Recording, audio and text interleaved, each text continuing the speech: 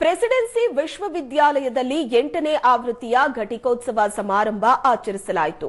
ಬೆಂಗಳೂರಿನ ರಾಜಾನುಕುಂಟೆ ಸಮೀಪ ಇರೋ ಪ್ರತಿಷ್ಠಿತ ಶಿಕ್ಷಣ ಸಂಸ್ಥೆ 2024-25ರ ಶೈಕ್ಷಣಿಕ ವರ್ಷದಲ್ಲಿ ತೇರ್ಗಡೆ ಹೊಂದಿದ 4000ಕ್ಕೂ ಹೆಚ್ಚು ವಿದ್ಯಾರ್ಥಿಗಳಿಗೆ ಪದವಿ ಪ್ರದಾನ ಮಾಡಿತ್ತು.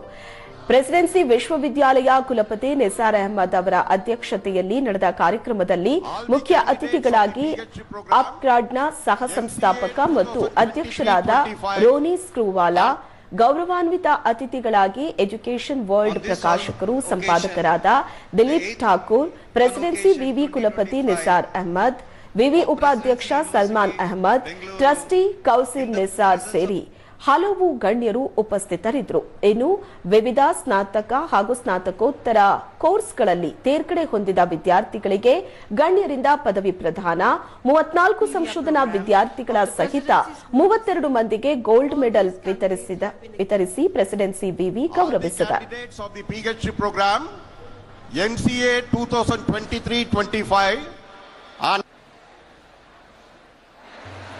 On this solemn occasion, Surya Kiran 2025 of Presidency University, Bengaluru, in the presence of